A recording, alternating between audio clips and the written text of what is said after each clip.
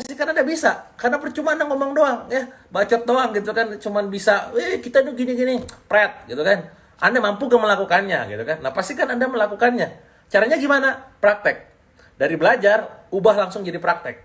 Ketika dapat ilmu baru, misalkan tentang Instagram, bagaimana cara meriset hashtag, bagaimana bikin caption yang menarik, bagaimana meningkatkan macam-macam, misalkan subscriber, view, dan segala macam, langsung praktek.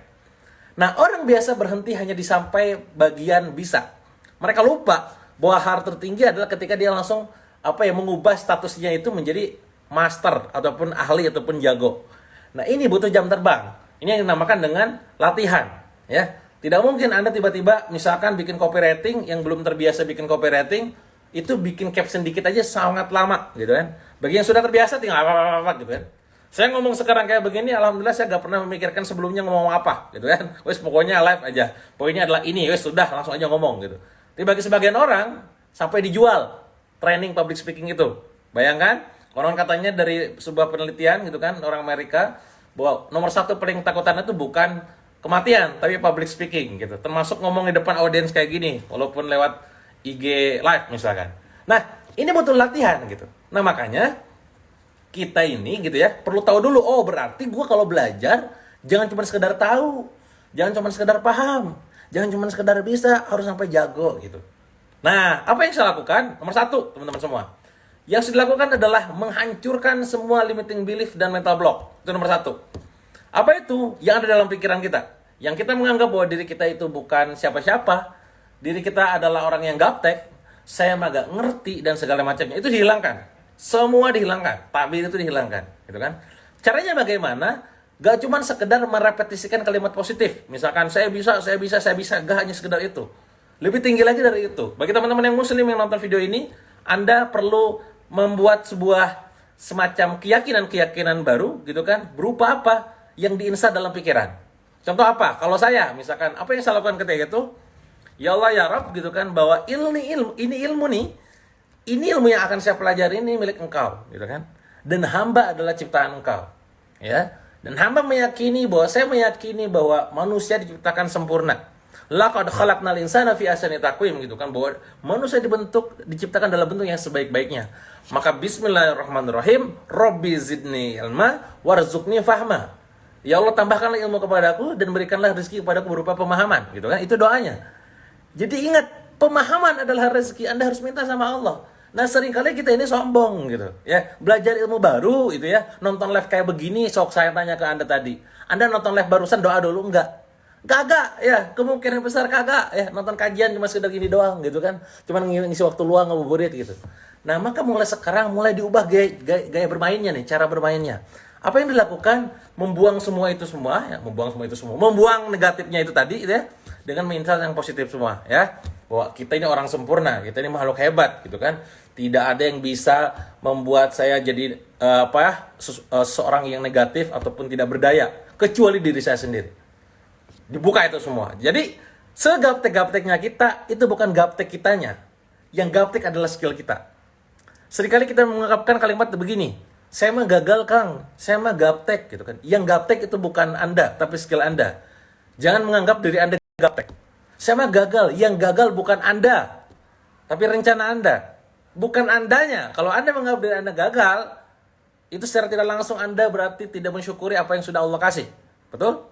Maka sekali nomor satu adalah kalau Anda pengen belajar yang optimal dan maksimal gitu kan, Anda harus menghancurkan semua limiting belief, mental block yang negatif-negatif. Dengan cara gimana? Menginstal keyakinan positif yang ada dalam pikiran dengan menyuntikkan ayat-ayat Al-Quran.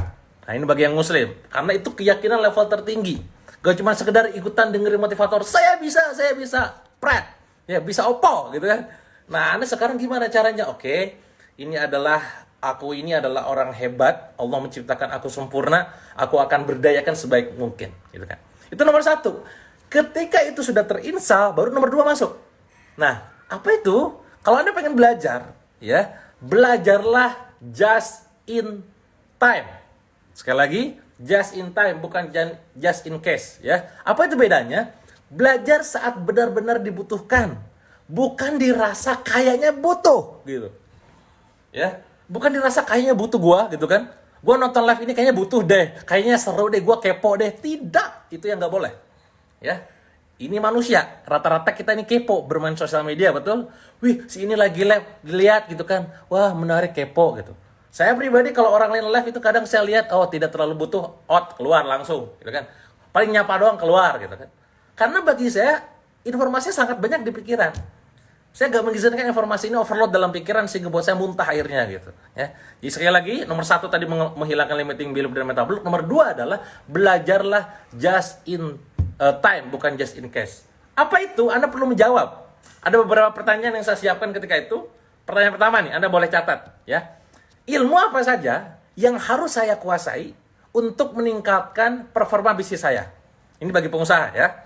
Sekali lagi Anda catat, ilmu apa saja yang harus saya kuasai, yang perlu saya kuasai untuk meningkatkan performa bisnis saya. Anda catat. Sebanyak mungkin.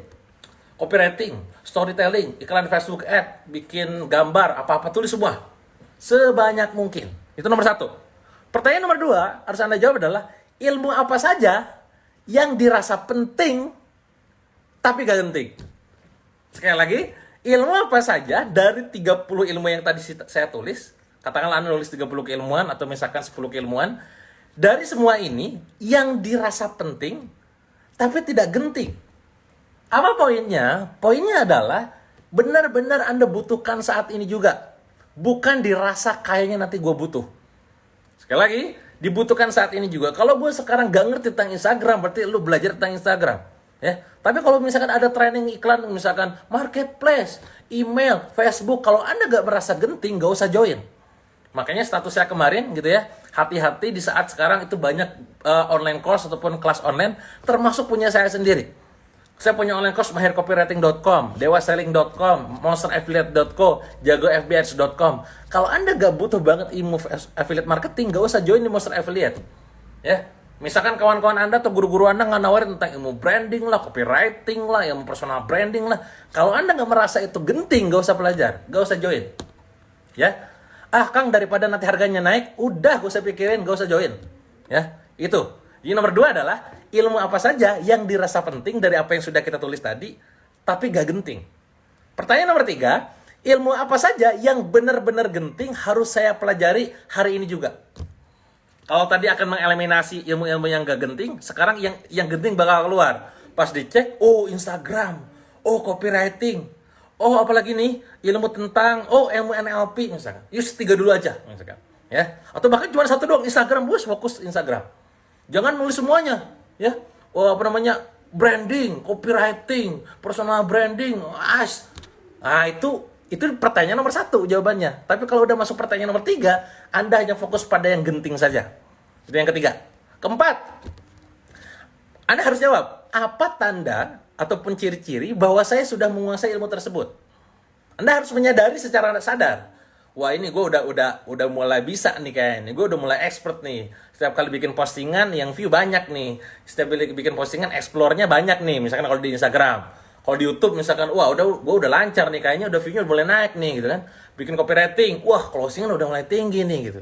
Nah, Anda harus sadar gitu. Oh, ini adalah gue udah mulai bisa nih.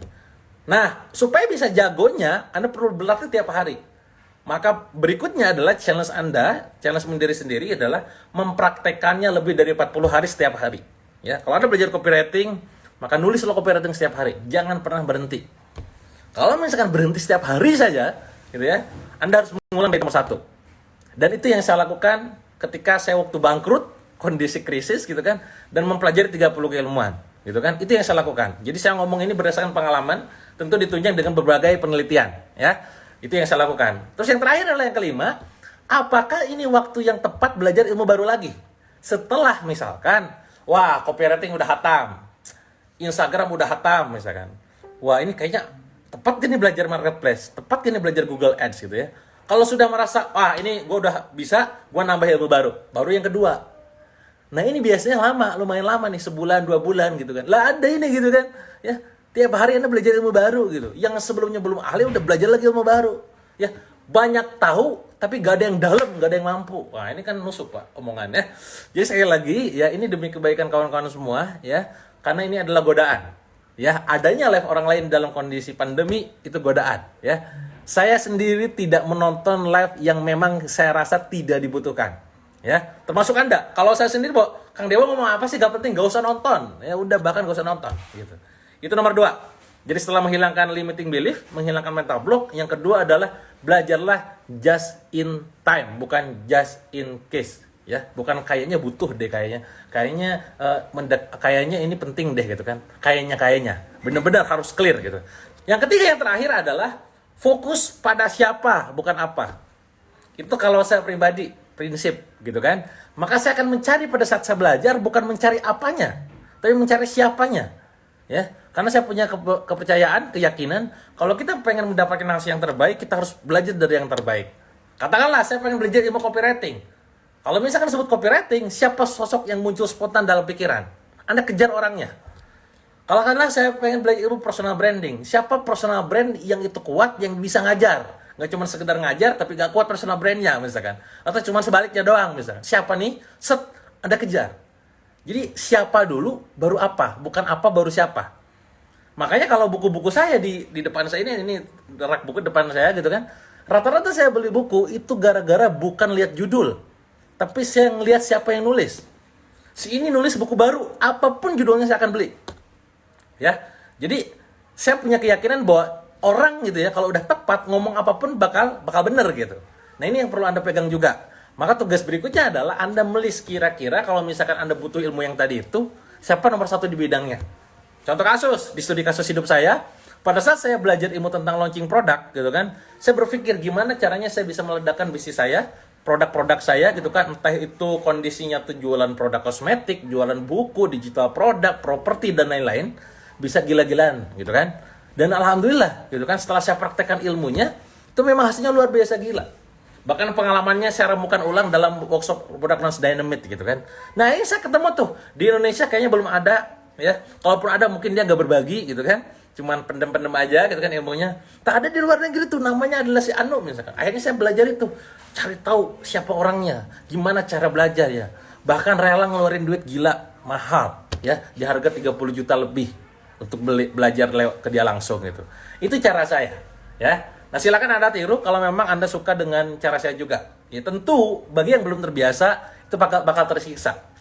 Tapi inilah yang saya lakukan pada saat saya mencoba untuk menguasai 30 keilmuan di bisnis ya, mulai dari marketing, leadership, keuangan gitu kan dan lain-lain. Semoga itu juga bisa bermanfaat buat kawan-kawan semua. Ya, itu aja kawan-kawan untuk sharing sore ini. Mohon maaf kalau misalkan ada kesalahan dan kata-kata yang menyinggung dan menabok. Semata-mata adalah demi perubahan hidup kita. Ya, insya Allah kebaikan akan muncul ketika kita open mind gitu kan.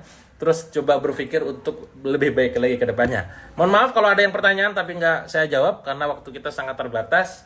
Silakan teman-teman, silakan praktekkan. Banyak yang request untuk disimpan live-nya. Insya Allah nanti saya akan simpan di IGTV. Ya, silakan ditonton ulang. Terima kasih. Sampai jumpa di live berikutnya. Assalamualaikum warahmatullahi wabarakatuh.